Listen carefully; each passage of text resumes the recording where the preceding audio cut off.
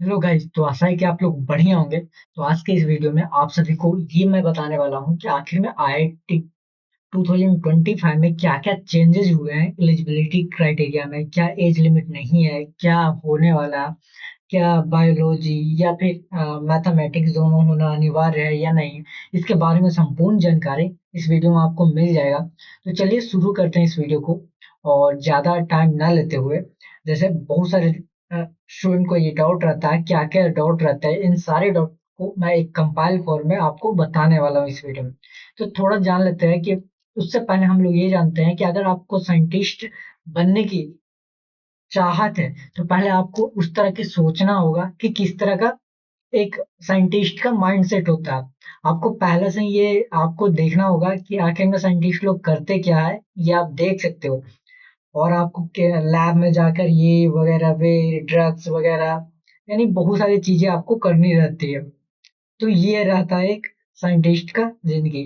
जैसे कि बात करते हैं तो फिजिक्स, अगर बात करते हैं इसरो में, जब कोई जो कोई साइंटिस्ट रहते हैं वो को क्या क्या करते हैं आप लोग जानते हो। जैसे कि अभी दिन बहुत सारे ऐसे चीजें होते हैं अंदर में जो आपको पता नहीं रहते हैं, लेकिन आप जान सकते हो।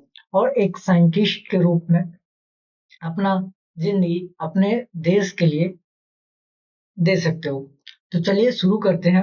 और एक साइंटिस्ट का क्या माइंडसेट रहता है, ये सारी चीजें की बारे में जानकारी आपको आने वाले वीडियो में मिलता ही चला जाएगा। तो चलिए शुरू करते हैं इस वीडियो को। जैसा कि आपने फर्स्ट, आपको क्या देखना होगा, पहले जनरल इंफॉर्मेशन ले लेते हैं कि आखिर में आइजर क्या।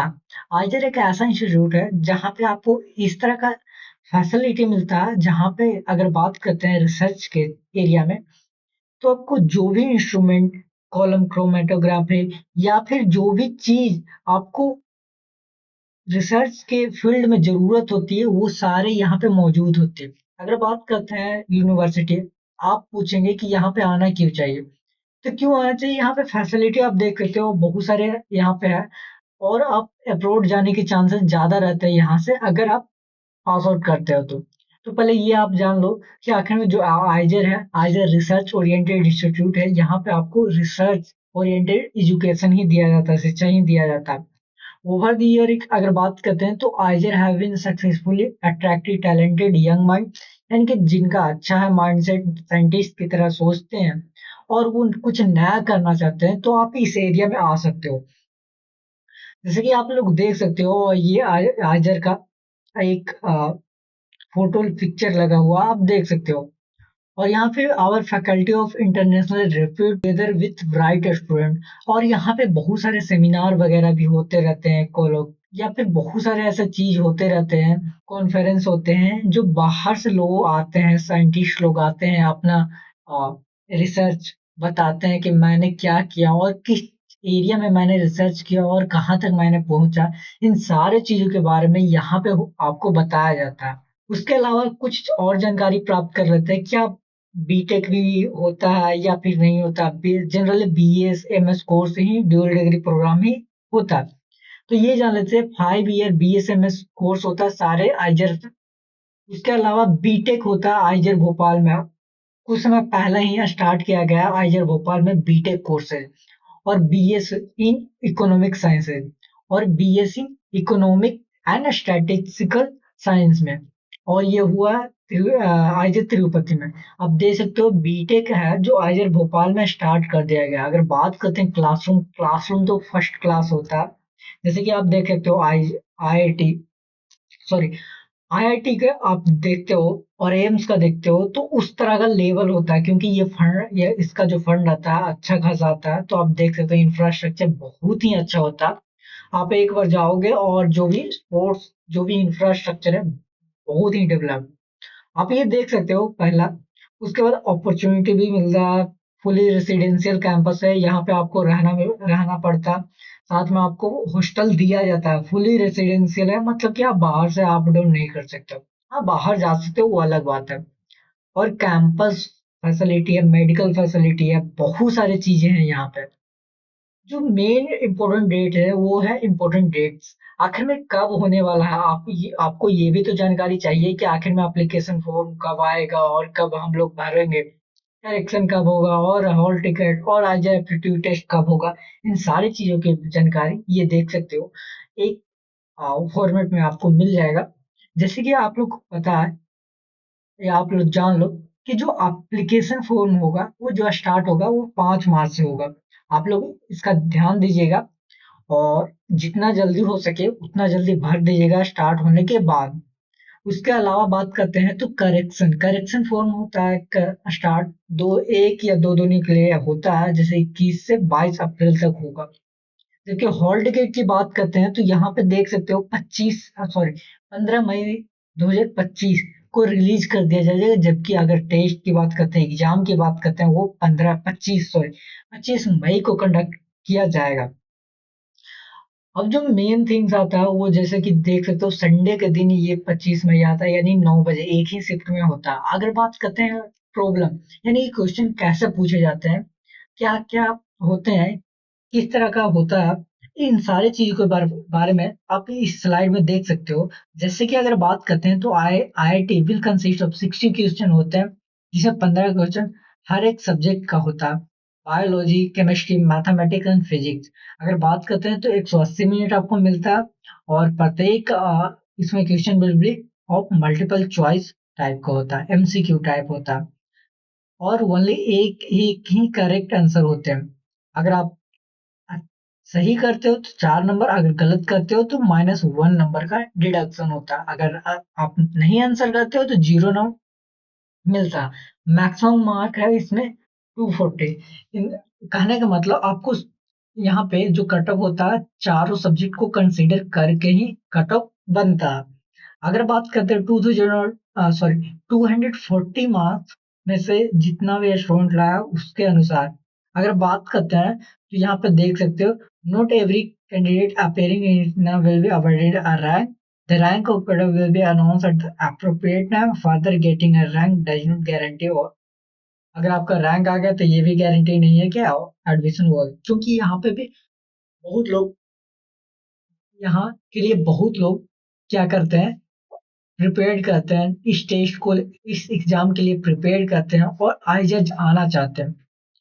इसके अलावा जो मेन थिंग्स होता है वो जो आपका एलिजिबिलिटी क्राइटेरिया, तो जान लेते हैं कि आखिर में एलिजिबिलिटी क्राइटेरिया क्या हुआ और 2025 में क्या चेंजेस हुए, इसके बारे में भी जानकारी आपको मिल जाएगा आने वाले स्लाइड में।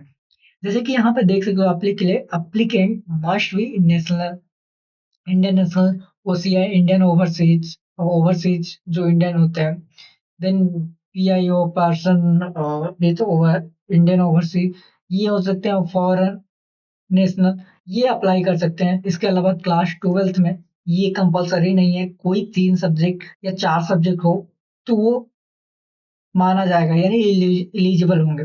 कहने का मतलब पहले तो आप ये जान लो कि जैसे कि अगर बात council of board of school education कोई भी बोर्ड से हो जो रिकॉग्नाइज हो गवर्नमेंट के द्वारा, एसोसिएशन ऑफ इंडियन यूनिवर्सिटी, और ये देख सकते हो। इसके अलावा जो मेन थिंग्स आता है यहाँ पे कि अगर ये यहाँ पे ये छूट मिला है कि इस बार की अगर आपका 2000 1 अक्टूबर 2000 के बाद का जन्म है, कितना भी ईयर हो, लेकिन हाँ 12th पास होना चाहिए या 12th अपेयरिंग होना चाहिए, आप दे सकते हो IIT एग्जाम।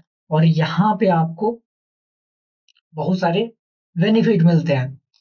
तो देख सकते हो जो मेजर चेंजेस हुए ये कि आपका अगर 2000 यानी कि 2000 के बाद जन्म हुआ है, 1 अक्टूबर 2000 से बाद जन्म हुआ, ऐसे जनरली ये 2004-5 रखते हैं, लेकिन इस बार चेंज करके 2000 रख दिया गया है ताकि स्टूडेंट आ सके और उनका माइंड सेट यानी कुछ अच्छे बंदे होते हैं जो डेट ऑफ बर्थ के कारण वो आ नहीं पाते हैं, तो इनके लिए कुछ रिलैक्स किया गया, मतलब कि जो डेट होते हैं एलिजिबिलिटी का वो कम कर दिया गया ताकि अच्छे माइंड माइंड वाले जो अच्छे माइंडसेट वाले होते हैं साइंटिस्ट की तरह सोचते हैं वो आ सके यहाँ पे। साथ में SC ST PWD कैंडिडेट के लिए 5 साल अतिरिक्त छूट दिया गया, यानी 1995 के बाद अगर उनका जन्म हुआ तो वो भर सकते हैं अगर वो 12th कभी भी कंप्लीट किया हुआ है। No restriction based on there is no restriction based on the completion of year of class 12th, ये रेस्ट्रिक्ट नहीं किया गया कि आप 12th कब पास किया है। आपका अगर 1995 से के बाद जन्म हुआ है तो आप ये दे सकते हो। उसके अलावा देख सकते हो जो मेन थी कि 2000 के बाद अगर आपका जन्म हुआ तो आप दे सकते हो आईआईटी एग्जाम। और एटलीस्ट 3 सब्जेक्ट, ये नहीं कंपलसरी है कि आपको चारों सब्जेक्ट होना। एटलीस्ट 12th एग्जामिनेशन में at least 3 subject, physics chemistry bio या फिजिक्स केमिस्ट्री मैथमेटिक्स होना अनिवार्य है। और candidate belonging to SC ST PWD required to score maximum जो कट ऑफ होते हैं मिनिमम, मतलब कि जो कह सकते हैं एलिजिबिलिटी क्राइटेरिया में 55% मार्क होना चाहिए क्लास 12th में। जबकि अगर बात करते हैं जनरल में, तो जनरल के लिए 12 सॉरी 60% है एग्रीगेट मार्क होना चाहिए। इसके अलावा नोट में क्या है, आप लोगों ने बहुत पूछा है क्या, एटलीस्ट वन सब्जेक्ट यानी कि बायोलॉजी और मैथमेटिक्स में से कोई एक सब्जेक्ट आपका होना चाहिए क्लास 12th में। इन द सेंस ऑफ कहने का मतलब साइंस स्ट्रीम लिया है तो फिजिक्स केमिस्ट्री बायो हो सकते हैं, फिजिक्स केमिस्ट्री मैथ हो सकते हैं, या फिर फिजिक्स केमिस्ट्री मैथमेटिक्स और बायोलॉजी। ये ये तीनों कोर्सेज में आप क्या हो, एलिजिबल हो आईआईटी के लिए। और यहाँ पे कहा गया है कि there is no subject specific cut off, केवल आपका ओवरऑल होगा कट ऑफ। और is mathematics class 12th level mandatory to take admission in in some cases. ये नहीं कर सकते कि सारे केसेस में, ये मैंडेटरी नहीं है। अगर बीएसएमएस ड्यूअल डिग्री प्रोग्राम को आप चूज करते हो तो इसमें मैंडेटरी नहीं है। लेकिन हाँ, अगर बीटेक डिग्री करते हो आइजर भोपाल या बीएस इकोनॉमिक्स साइंसेज में, तो उसमें क्या है, ये कंपलसरी है क्लास 12th में मैथमेटिक्स होना। तो आज के लिए इतना ही। और आशा है कि आप लोग को जानकारी ये मिल गया। अगर किसी तरह का आपको डाउट हो तो आप कमेंट सेक्शन में लिख सकते हो। और किसी और चीजों के बारे में अगर कट ऑफ रिलेटेड जानकारी चाहिए तो वो आपको वीडियो में मिल जाएगा। लेकिन तब भी आपको किसी तरह का डाउट होता है तो आप हमें टेलीग्राम चैनल पर को ज्वाइन कर लो। वहां पे मैं डायरेक्टली एक्टिव रहता हूँ, आप वहां से पूछ सकते हो या फिर इस वीडियो के नीचे कमेंट बॉक्स में लिख सकते हो। तो धन्यवाद आप सभी का। मिलते हैं नेक्स्ट वीडियो में। और जो सीरीज चल रहा है पी वाई क्यू डिस्कशन का, उसको आप जरूर अटेंड करो।